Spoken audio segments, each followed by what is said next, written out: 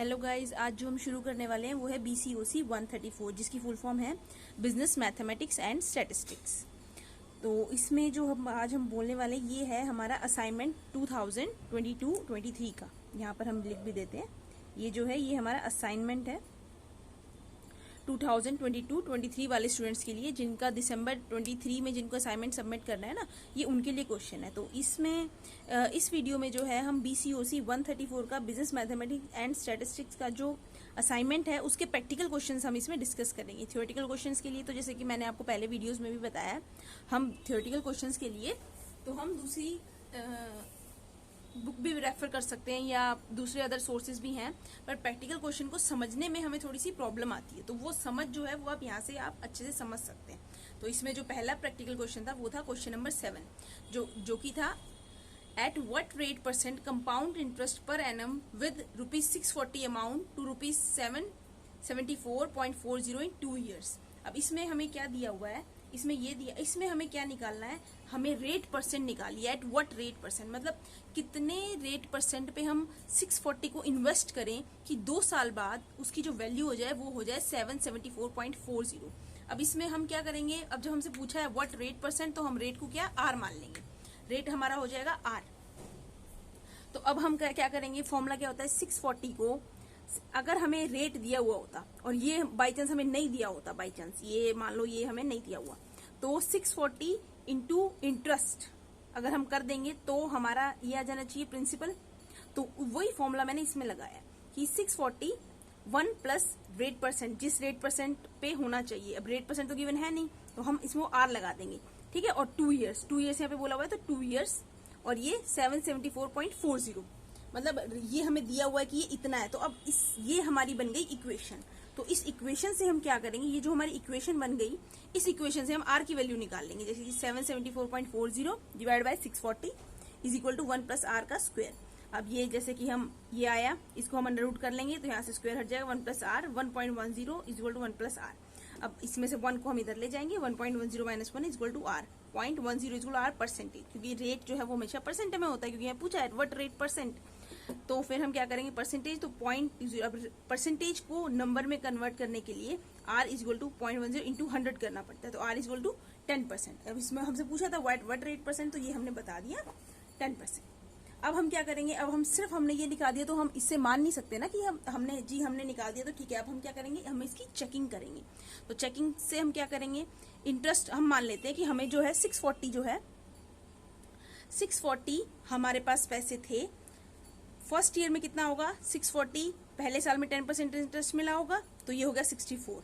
Second year में क्या होगा, 640 प्लस 64 दोनों अमाउंट हो गए, इस पे 10% 70.4, टोटल कर दिया 134.40 हो गया।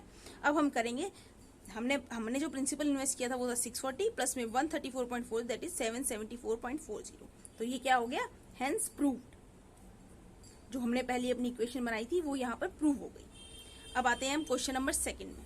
अब इसमें हमें क्या बोला था, solve the following equation by using Cramer's rule. अब जनरली क्या होता है कि अगर हमें 2 इक्वेशन दी हुई है और अगर हमें x और y की वैल्यू निकालनी है, तो हम जरूरी नहीं हम किस रूल से निकालें, हम सिंपल इक्वेशन से भी ऐड और वो करके निकाल सकते हैं, लेकिन यहाँ पर हमें स्पेशली मेंशन है कि आपको यूज जो रूल करना है वो क्रैमर्स रूल ही होना चाहिए। तो जब लिखा हुआ है यहाँ पर कि वो रूल जो है वो क्रैमर्स रूल ही होना चाहिए, तो x minus 2y is equal to 11 7। अब सबसे पहले इसमें क्या होना चाहिए, हमें क्रैमर रूल पता होना चाहिए। तो क्रैमर रूल क्या होता है, क्रैमर रूल में क्या होता है, हम पहले तो x और y के कोफिशिएंट निकालते हैं। कोफिशिएंट हम किसे कहते हैं, x का जो आगे नंबर लिखा हुआ है, जैसे -2y लिखा हुआ है, तो हम -2 जो है उसे हम कोफिशिएंट ऑफ y मानेंगे। x के आगे कुछ नहीं है तो ये बाय डिफॉल्ट हम 1 मानते हैं, तो 1 कोफिशिएंट ऑफ x। ये हमारी इक्वेशन 1 है और ये है इक्वेशन 2। तो ऐसे ही कोफिशिएंट ऑफ x 1 और 7, कोफिशिएंट ऑफ y -2 -4। अब जो या इस साइड होता है जिसके आगे कोई वेरिएबल नहीं होता उसे हम क्या बोलते हैं, कांस्टेंट। तो कांस्टेंट है 11 और 27। अब क्रैमर रूल का क्या फॉर्मूला होता है, क्रैमर रूल में सबसे पहले हमें डिटर्मिनेंट्स के थ्रू हमें वैल्यूज निकालनी होती है। तो सबसे पहले हम डिटर्मिनेंट्स निकालेंगे, डिटर्मिनेंट्स को हम क्या बोलते थे यहाँ पर, d। तो सबसे पहले हम यहाँ पर निकालेंगे इसका d। तो जब हम d निकालेंगे तो d इज इक्वल टू 1। अब डिटर्मिनेंट्स जब हमें बनाना है तो हम क्या करेंगे, हम इसमें क्या करेंगे, हम d is equal to 1/7 -2 -4। Determinants निकालने के लिए हमें क्या करना होता है, this multiply by this 1 multiply by -4, फिर माइनस में 7 मल्टीप्लाई बाय -2 जो आता है उसे हम d कहते हैं। अब हम निकालेंगे d1। अब d का क्या हमें निकालना है, d का मतलब होता है सिर्फ कोफिशिएंट ऑफ x और कोफिशिएंट ऑफ y को लेना है और उससे हमारा d निकल जाएगा।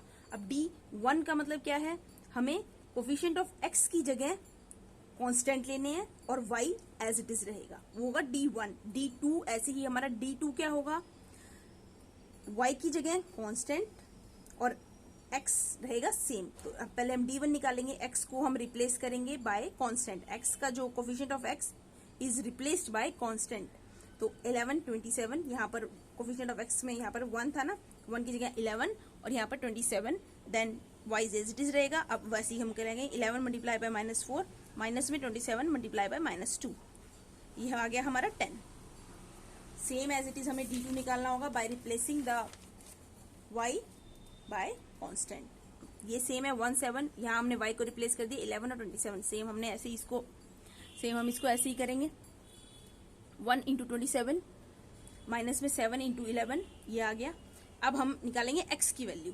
x की वैल्यू निकालेंगे तो हमें, जब हमने x को रिप्लेस किया था तो d1 में हमने x को रिप्लेस किया था, तो x की वैल्यू निकालने के लिए d1 बाई d करेंगे, और y की वैल्यू निकालने के लिए हमने जब हमने y को रिप्लेस किया था वो वैल्यू यहाँ रखेंगे। मतलब d2 में हमने y को रिप्लेस किया था तो y के आगे लिखेंगे d2 divide by d। d दोनों में डिनोमिनेटर दोनों का सेम रहेगा, बस न्यूमरेटर चेंज होगा, x में d1 हो जाएगा, y में d2 हो जाएगा, इज इक्वल टू -50। डिनोमिनेटर मतलब जो हम नीचे लिखते हैं और न्यूमरेटर मतलब जो हम ऊपर लिखते हैं, तो -50 divide by 10 is equal to -5। अब हम क्या करेंगे, अब सिर्फ हम इससे तो सेटिस्फाई नहीं हो सकते ना, हालांकि ये हमारा होता नहीं है हमारी रिस्पॉन्सिबिलिटी कि हम एग्जाम में ये लिखें, लेकिन फिर भी हमें लिखना चाहिए। तो x minus 2y is equal to 11 1। अब इक्वेशन 1 में हम पुट करेंगे x माइनस, जो की थी हमारी x minus 2y is equal to 11। अब 1 माइनस में 2 इंटू वाई की वैल्यू क्या आई, -5 इंटू 11। अब क्या 1 माइनस माइनस प्लस हो जाएगा, 5 2 10 प्लस 11, तो हैंस प्रूव्ड। तो ये थी हमारी वीडियो। अगर आपको वीडियो में, जैसे पहले हम क्या करते थे, पहले हम पीडीएफ डालते थे, अब हम क्या करेंगे, जिसका सोल्यूशन होगा ना उसको हम एज ए शॉर्ट्स डालेंगे। तो आप हमारे चैनल पे जाके अगर आप सिर्फ शॉर्ट देंगे, शॉर्ट्स भी देखेंगे, तो उसमें आपको सिर्फ ये पेज दिखेगा, उसमें हम आपको समझाते हुए नहीं मिलेंगे, बट हाँ आपको सिर्फ पेज मिल जाएगा। तो अगर आपको सिर्फ सॉल्यूशन चाहिए, समझना नहीं है आपको, सब समझे, सिर्फ सॉल्यूशन चाहिए, तो आप शॉर्ट्स में जाके देख सकते हैं, उसमें सिर्फ ये अवेलेबल होगा। Thank you.